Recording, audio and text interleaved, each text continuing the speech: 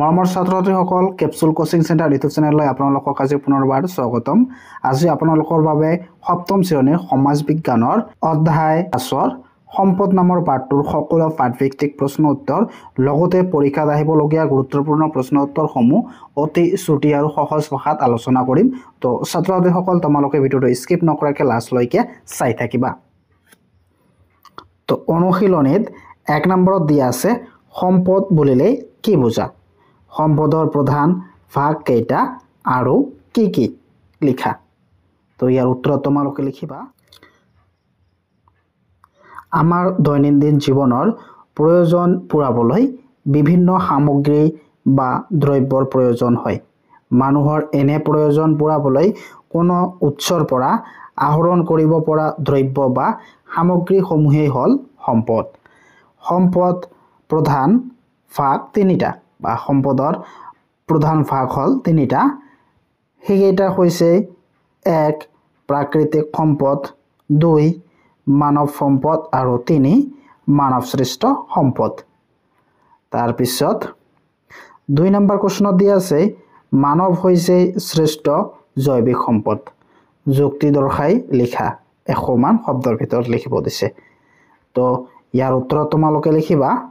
শাৰীৰিক বা মানসিকভাৱে কোনো উৎপাদনমূলক কাম কৰিবলৈ সক্ষম ব্যক্তিসকলেই মানৱ সম্পদ। বুদ্ধি বৃত্তি থকা প্ৰাণী হিচাপে মানুহে নিজৰ উন্নয়ন সাধিব পাৰে। মানুহে প্ৰাকৃতিক সম্পদসমূহৰ উপযুক্ত ব্যৱহাৰ সংৰক্ষণ আদিৰ ক্ষেত্ৰত বুদ্ধিবৃত্তি খটুৱাই উৎকৰ্ষ সাধন কৰিব পাৰে। সেইফালৰ পৰা চাবলৈ গ'লে ব্যক্তিৰ বুদ্ধিমত্তা, কৰ্মদক্ষতা আৰু কৌশল, উৎপাদন ক্ষমতা আৰু কৰ্মৰ আচৰণবিধিয়েই দেশ এখনৰ সমৃদ্ধি বা উন্নতিৰ প্ৰধান কাৰক বুলিব পাৰি। সেয়েহে মানুহেই শ্ৰেষ্ঠতম জৈৱিক সম্পদ। তাৰপিছত 3 নম্বৰ প্ৰশ্নত দিয়া আছে তুমি জানা প্ৰাকৃতিক সম্পদসমূহ কি কি? সেইবোৰৰ সংৰক্ষণৰ ব্যৱস্থা সম্পৰ্কে চমুকৈ লিখা। তো উত্তৰত তোমালোকে লিখিবা। প্ৰাকৃতিক সম্পদ কেইভাগত ভাগ কৰিব পাৰি? প্ৰাচুৰ্যৰ ওপৰত ভিত্তি কৰি নৱীকৰণক্ষম সম্পদ আৰু অনৱীকৰণক্ষম সম্পদ। তাৰপিছত উৎপাদিত ভিত্তিত জৈৱিক সম্পদ আৰু অজৈৱিক সম্পদ। তাৰপিছত বিতৰণ ভিত্তিক সৰ্বব্যাপী সম্পদ আৰু স্থানভিত্তিক সম্পদ। তাৰপিছত উন্নয়ন আৰু ব্যৱহাৰৰ ভিত্তিত প্ৰাকৃতিক সম্পদ আৰু সম্ভাৱনাপূৰ্ণ সম্পদ।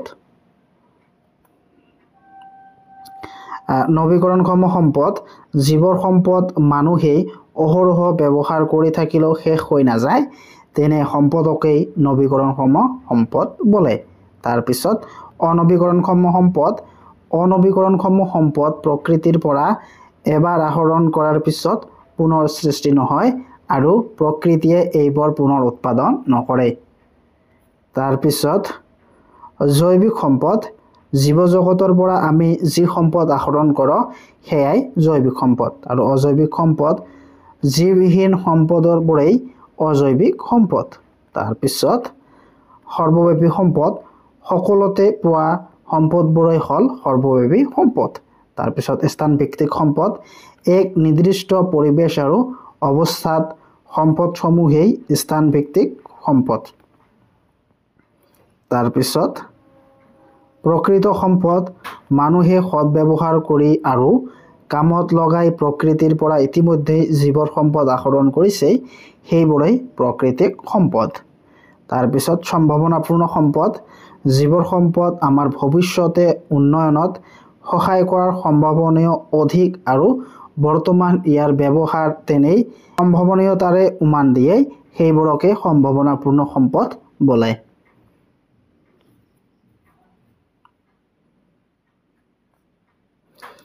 প্ৰাকৃতিক সম্পদ সংৰক্ষণৰ ব্যৱস্থা। পানী সংৰক্ষণৰ বাবে বৰষুণৰ পানী জমা কৰি পুনৰ ব্যৱস্থা কৰা বা পুনৰ ব্যৱহাৰৰ ব্যৱস্থা কৰা। তাৰপিছত ঘৰুৱা আৰু ঔদ্যোগিক উভয় ক্ষেত্ৰতে পানী ব্যৱহাৰত মিতব্যয়ী হোৱা। তাৰপিছত শক্তি সংৰক্ষণৰ বাবে সৌৰ শক্তি, পৰমাণু শক্তি আদিৰ বৈকল্পিক শক্তি সম্পদসমূহ দৈনন্দিন প্ৰয়োজনীয় শক্তি হিচাপে ব্যৱহাৰ কৰা। তাৰপিছত শক্তি আহৰণৰ ইন্ধন অপব্যয় নকৰা, উত্তম কৰ্মক্ষম ইন্ধন ব্যৱহাৰ কৰা আৰু যথাসম্ভৱ কম পৰিমাণেই জীৱাশ্ম ইন্ধন ব্যৱহাৰ কৰা।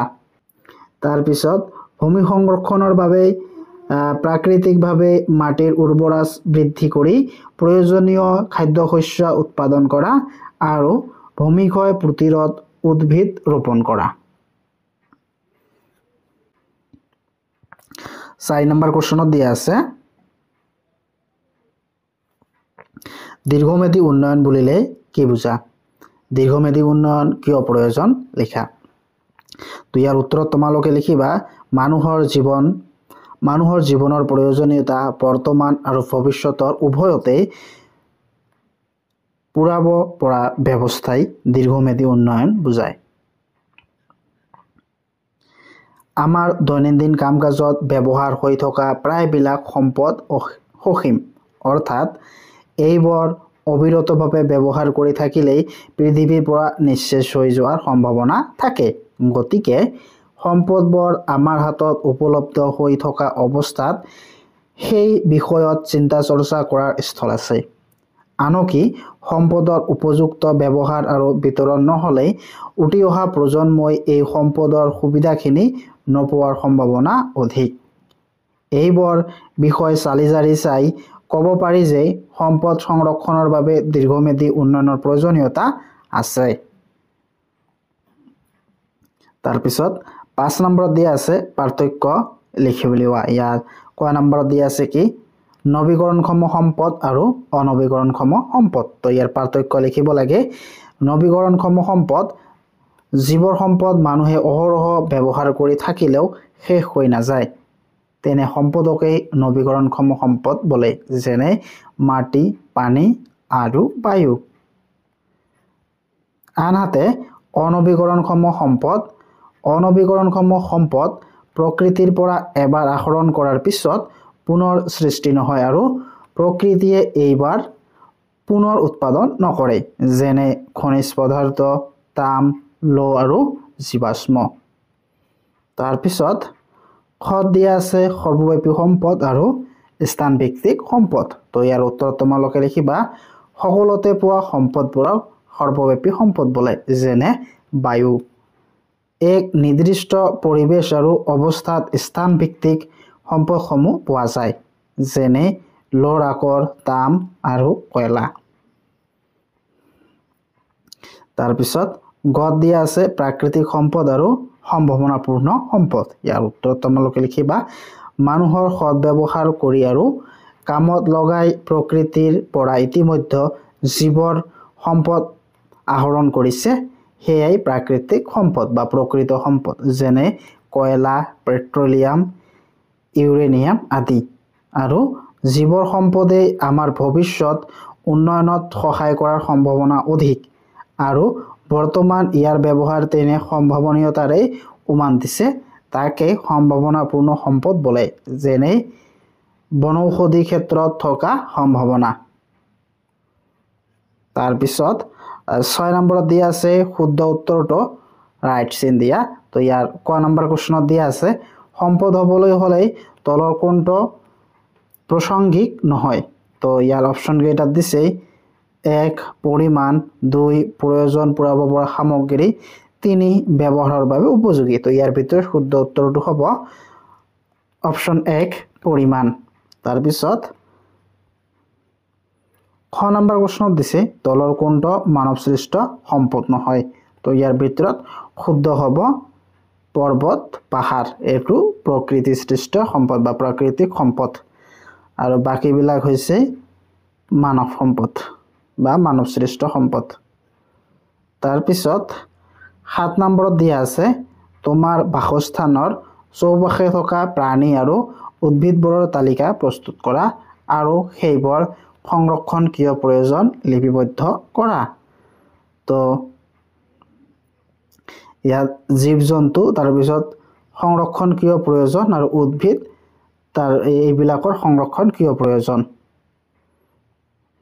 তো প্ৰথমটো হৈছে পোহনীয়া জীৱ জন্তু যেনে গৰু ম'হ এইটো কিয় সংৰক্ষণ প্ৰয়োজন গাখীৰ আৰু খাদ্য পাওঁ তাৰপিছত আম গছ আৰু কঁঠাল গছ এইটো কিয় সংৰক্ষণৰ প্ৰয়োজন ফল আশ্ৰয় কাঠ খৰি তাৰপিছত ছাগলী আৰু গাহৰি এইটো মাংস আৰু খাদ্য আৰু কলগছ এইটো ফল এই কিয় প্ৰয়োজন সংৰক্ষণ ফলৰ কাৰণে তাৰপিছত কুকুৰ ইয়াৰ সংৰক্ষণৰ প্ৰয়োজন হ'ল পহৰাৰ বাবে তাৰপিছত হালধি নিম নৰসিংহ ইত্যাদি ইয়াৰ সংৰক্ষণৰ কিয় প্ৰয়োজন ঔষধ প্ৰস্তুতকৰণৰ ব্যৱহাৰ বা খাদ্যৰ ব্যৱহাৰ তাৰপিছত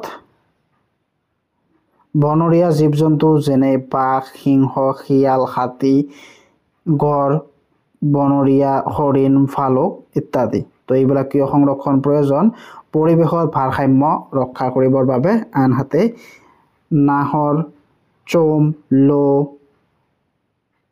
হো লং মেকাই ইউকেলিপটাছ তো এইবিলাক কি কাঠ খৰি জীৱ জন্তুৰ আশ্ৰয়স্থলী সা সামগ্ৰী নিৰ্মাণৰ বাবে কাঠ তাৰপিছত বিভিন্ন প্ৰজাতিৰ মাছ এইটো কিয় সংৰক্ষণৰ প্ৰয়োজন খাদ্যৰ বাবে আৰু বিভিন্ন ফুল গছ গোলাপ তগৰ শেৱালি জবা কাঞ্চন এইবিলাক কিয় সংৰক্ষণৰ প্ৰয়োজন সৌন্দৰ্য বৰ্ধন আৰু সুগন্ধি দ্ৰব্য প্ৰস্তুত কৰিবলৈ